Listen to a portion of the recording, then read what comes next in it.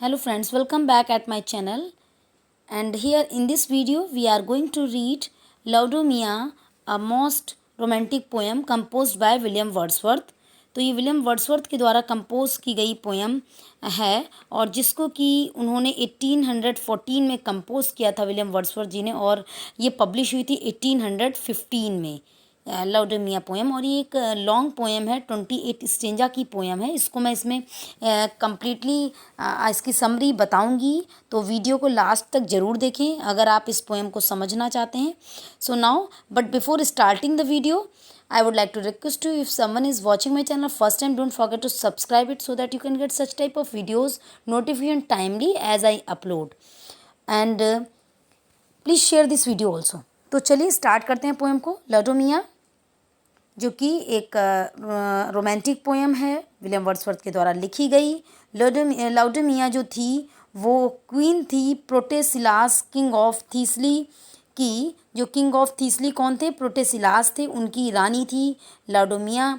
और ये ancient Greece, actually इस पोएम का जो सोर्स है वो एंशियंट ग्रीस है। ये जो एक लीजेंड है एंशियंट ग्रीस की, उस पर बेस्ड है। तो इस पोएम का जो विषय वस्तु है वो प्राचीन ग्रीस की एक लीजेंड है, उस गाथा से इसको लिया गया है। तो लाउडमिया जो थी वो लाउडमिया थिसेली के राजा प्रोटेसिलास की रानी है।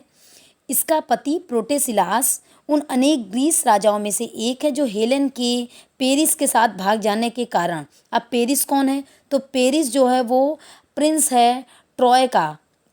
तो पेरिस के साथ भाग जाने के कारण ट्रॉय के तट पर उतरा, जो ट्रॉय का घेरा डालने तथा उसे नष्ट करने के लिए गए थे। तो यहाँ पर मैं आगे बढ़ने से पहले आपको बता दूं कि हेलन और पेरिस और इन सब चीज़ों का क्या रिलेशन है। तो एक्चुअली जो हेलन थी तो वो मेनेलस जो था वो स्पर्टा का राजा था, उसकी रानी थी। मेनेलस की रानी थी हेलन। तो एक बार पेरिस जो है वो ट्रॉय का राजकुमार है और स्पर्टा घूमने आता है। स्पर्टा एंशियंट ग्रीस में एक प्लेस है, तो वहाँ वो घूमने आया था और हेलन उस fail in love with him. Helen को उससे प्यार हो जाता है और इलोप्ड विथ हिम, मतलब चुपके से भाग जाना। तो वो उसके साथ चुपके से भाग जाती है टू ट्रॉय वो लोग पहुँच जाते हैं, ट्रॉय चली जाती है और पेरिस के साथ में।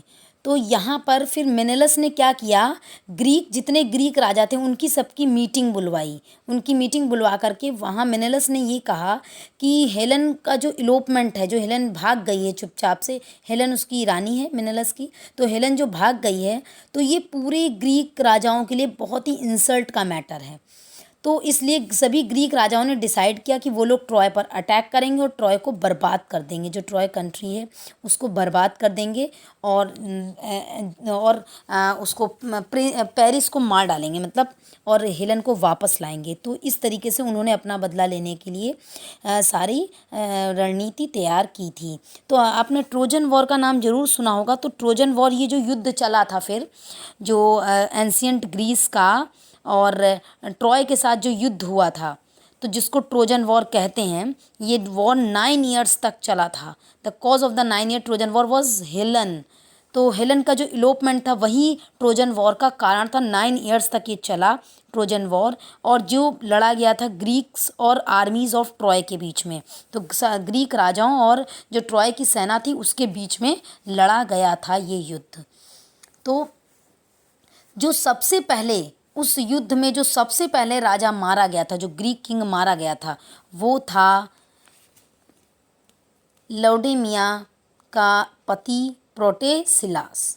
तो आई होप आप समझ चुके होंगे। तो जो सबसे पहला किंग मारा गया वो प्रोटेसिलास था, जो कि लाउडमिया का पति था और थिसैली का राजा था। थिसैली जो है वो ग्रीक में प्लेस है। तो इन सभी लोगों ने प्लान किया था ट्रॉय को बर्बाद करने का। तो वहाँ पर जो सबसे पहला राजा मारा गया वो यही था। तो ये एक्चुअली इसकी थीम है पोएम की। तो ट्रोजन शोर, जो ट्रोजन की लहरें थीं, उसको उस ट्रोजन तट पर मारा गया था। तो इसको मारा किसने था? हेक्टर ने मारा था। तो प्रोटेसिलास को हेक्टर ने मारा था। और हेक्टर कौन था? Eldest Prince of Troy. तो जैसे कि पेरिस प्रिंस है ट्रॉय का, ऐसे ही हेक्टर भी प्रिंस है। तो ये एल्डेस्ट प्रिंस था Hector, the eldest Prince, eldest son of Priyam king of Troy. जो किंग के राजा थे प्रियम, उनका बड़ा बेटा हेक्टर था और उसके बाद पेरिस था। तो हेक्टर ने ही मारा था। और Hector was the greatest Trojan hero. Hector को ग्रेटेस्ट ट्रोजन हीरो कहा जाता है क्योंकि लेकिन in Trojan war he was killed by Achilles the great Greek hero. तो इस तरीके से लौडेमिया थिसेली के राजा प्रोटेसिलास की रानी है। उसका पति जो है प्रोटेसिलास उन अनेकों ग्रीस राजाओं में से एक है जो हेलन के पेरिस के साथ भाग जाने के कारण, वही जो प्रिंस है ट्रॉय का, ट्रॉय के तट पर उतरा है। और इन्हीं लोगों ने ट्रॉय को घेर लिया है और उसे नष्ट करने के लिए गए थे। 1000 ग्रीक जहाज़ों में एक जहाज प्रोटेसिलास का भी था, परंतु जब वह ट्रॉय के तट पर उतरा तो ट्रॉय के महान योद्धा हेक्टर ने उसे मार डाला। जब लाउडेमिया ने यह समाचार सुना तो वह बड़ी दुखी हुई। होश में आने पर उसने उदित होते हुए सूर्य को एक पशु की बलि दी तथा महान देवता जब से प्रार्थना की कि मुझे मेरे पति के दर्शन कराए जाएं। तो आई होप कि आपको इसका हिस्टोरिकल बैकग्राउंड स्टोरी का समझ में आ गया होगा। तो जब जो हैं वो चीफ हैं गॉड्स में, इनको जुपिटर भी कहा जाता है। तो एंशियंट ग्रीक में जो देवताओं में मुख्य हैं उनको जब बोलते हैं, तो जिसको जुपिटर भी बोला जाता है रोमन माइथोलॉजी में। तो उन्होंने फिर लौडेमिया बहुत दुखी होती है, तो उसने होश में आने पर उसने उदित हुए सूर्य को एक पशु की बलि दी तथा महान देवता जब से प्रार्थना की कि मुझे मेरे पति के दर्शन कराए जाएं। तो प्रस्तुत कविता लाउडेमिया की इसी प्रार्थना से प्रारंभ होती है। उसकी प्रे से स्टार्ट होती है, जो कि वो लाउडेमिया गॉड जो से कर रही है। जब उसकी प्रार्थना से प्रसन्न हो जाते हैं, जो गॉड जुपिटर हैं जो हैं वो उसकी प्रे से प्रसन्न हो जाते हैं और उसके पति के प्रेत को, इट मीन्स उसके पति के भूत को उसके पास भेजता है। हर्मीज नामक देवदूत उस प्रेत को लेकर लाउडेमिया के पास आता है। तो कौन सा देवदूत आता है? हर्मीज नामक देवदूत उस प्रेत को लेकर लाउडेमिया के पास आता है तथा कहता है कि उसका पति उसके पास केवल 3 घंटे तक ही रहेगा। सिर्फ 3 घंटे के लिए वो लेकर आता है। अपने पति को देखकर लाउडेमिया उसे अपनी बाहों के आलिंगन में लेने का प्रयास करती है, परंतु उसके पति का प्रेत उसके हर प्रयत्न को निष्फल कर देता है, क्योंकि वो एक प्रेत है। जब भी वह उसे अपने आलिंगन में ले लेती है तो वह 2 भागों में विभाजित हो जाता है। इसके परिणाम स्वरूप क्या होता है कि वो उसकी बाहों में कुछ भी नहीं रह पाता है। तब वह उससे आग्रह करती है कि तुम मेरी बाहों में आ जाओ, कारण देवताओं ने तुम्हें मेरी प्रार्थना को स्वीकार करके सजीव बनाकर मेरे पास भेजा है। इस पर वह कहता है कि तुम्हें अपने प्रेम पर नियंत्रण करना चाहिए, कारण देवताओं को जो भौतिक प्रेम है वो अच्छा नहीं लगता है। लाउडेमिया एक बार फिर उसे समझाने की कोशिश करती है, परंतु उसकी कोशिश बेकार रह जाती है। इसी तरह बातचीत करते करते 3 घंटे का समय बीत जाता है। हर्मीज फिर वापस आता है। हर्मीज वही देवदूत है जो प्रेत को छोड़कर गया था लाउडेमिया के पास 3 घंटे के लिए। तो वो क्योंकि टाइम अब खत्म हो गया तो वो फिर उसको लेने वापस आता है और प्रोटेसिलास के प्रेत को ले जाने लगता है, परंतु लाउडेमिया अपने पति के प्रेत से लिपटकर उसे रोकने की कोशिश करती है, परंतु उसका प्रयत्न वृथा जाता है, मतलब बेकार जाता है। जब हर्मीज प्रोटेसिलास के प्रेत को ले जाता है तो वह मूर्छित होकर महल के फर्श पर गिर पड़ती है। इसके बाद वह अपने पति के विरह में घुल घुल कर मर जाती है। देवता उसे नरक में डाल देते हैं। वह एक दंड है जो देवता उसे विक्षिप्त भौतिक प्रेमी होने के कारण देते हैं। बहुत ज़्यादा वो भौतिक प्रेमी थी, तो इसीलिए देवता उसको दंड देते हैं। बाद में उसकी डेथ के बाद उसको नरक में डाल देते हैं लाउडेमिया को, कारण क्योंकि देवताओं को रीजन वाले लोग पसंद, तर्क बुद्धि ना रखने वाले प्राणी पसंद नहीं आते हैं।